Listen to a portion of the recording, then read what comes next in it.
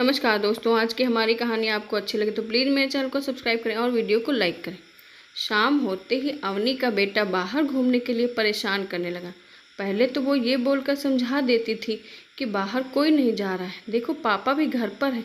पर अब तो वो भी जाने लगे और इसका सेंटर भी नहीं खुल रहा जहाँ जाकर इसे अच्छा लगता था।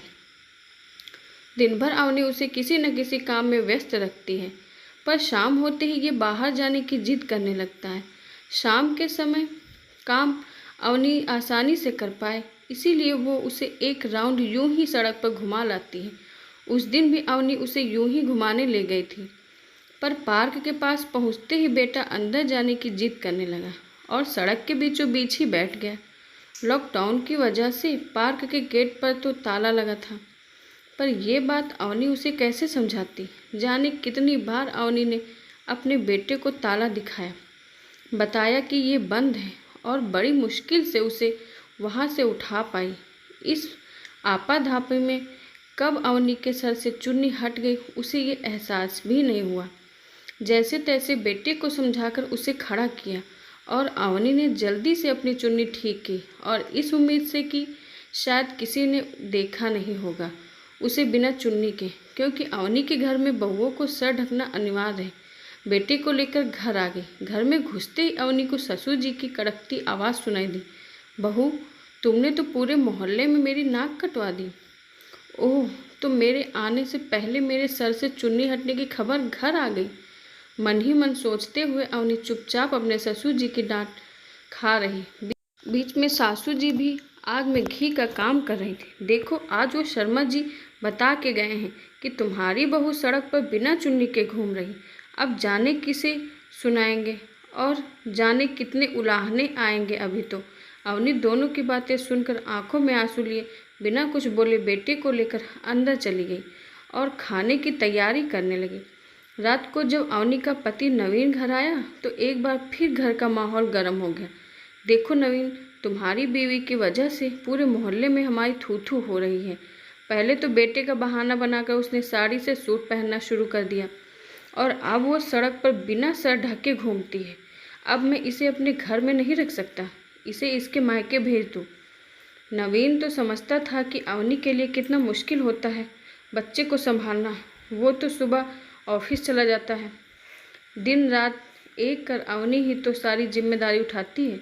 तो नवीन ने सिर्फ इतना कहा, ठीक है पापा, मैं अपनी बीवी बच्चे को लेकर कहीं और किराए से घर ले लूँगा ताकि आपकी झूठी इज्जत बची रहे। जिस शर्मा अंकल ने आपसे अवनी की शिकायत की है उन्होंने ये तो देखा कि सर पर चुन्नी नहीं है, पर उन्हें ये नहीं दिखा कि बीच सड़क पर बहू परेशान हो रही है। उन्हें तो आगे बढ़कर अवनी की मदद करनी चाहिए थी, पर नहीं, वहाँ तमाशा देखकर आए और यहाँ आकर सुना दिया। आपको भी बहू की परेशानी नहीं दिखी, घूंघट का हटना दिखा और सूट के लिए उसने कोई बहाना नहीं बनाया। उसे सोनू को एक्सरसाइज कराने में परेशानी होती थी, तब मेरे कहने से ही पहनना शुरू किया। खैर आपको क्या समझाना, आपको हम दोनों का दुख कहाँ दिखता है। कहते हुए नवीन की आंखें भर आईं। हाँ हाँ, हम तो दुश्मन हैं तुम्हारे। बहू के लिए कुछ कहो तो हमेशा उसकी ही तरफदारी करता है, पापा ने चिल्लाकर कहा। मैं किसी की तरफदारी नहीं कर रहा, जो सच है वही बोल रहा हूँ, कहते हुए नवीन कमरे में चला गया। अवनी का बेटा भी इस माहौल से परेशान हो रहा था। अवनी ने बड़ी मुश्किल से उसे खाना खिलाकर सुलाया। अवनी और नवीन से तो खाया भी नहीं गया। अवनी ने नवीन को समझाया कि 1-2 दिन में सब ठीक हो जाए, पर इस बार नवीन मानने को तैयार नहीं था। सुबह हुई तो नवीन घर खोजने लगा। उसने अवनी से साथ चलने को कहा और मम्मी जी से एक दिन सोनू को रखने के लिए कहा, क्योंकि उसे साथ ले जाना मुनासिब न था। दोनों को घर खोजने में बड़ी परेशानी हो रही थी। बड़ी मुश्किल से उन्हें एक घर मिला जो उन्हें अपने बेटे के लिहाज से सेफ लगा। उसे फाइनल कर दोनों घर आ जाते हैं। यहाँ घर पर मम्मी जी और पापा जी दोनों सोनू को संभाल संभाल के परेशान हो चुके थे और टेबल से गिरने की वजह से सोनू को भी पैर में थोड़ी चोट लग गई थी। अवनी ने आकर तुरंत सोनू को दवाई लगाई।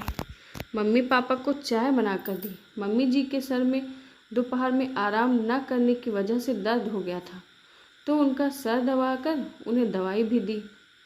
फिर अपने कमरे में आकर अपना सामान पैक करने के बारे में सोचने लगी। तभी बाहर से पापा जी की आवाज़ आई, अवनी इधर आओ। अवनी अपनी चुन्नी सही करते हुए बाहर आ गई। सोफे पर बैठी मम्मी जी ने अवनी को हाथ पकड़कर अपने पास बिठा लिया और उसके सर से चुन्नी हटाते हुए बोली, मुझे माफ़ कर दे अवनी, मैं कभी समझ ही नहीं पाई कि एक बच्चे को संभालने में कितनी परेशानी आती है। समझती भी कैसे? तुमने और नवीन ने कभी समझने का मौका ही नहीं दिया।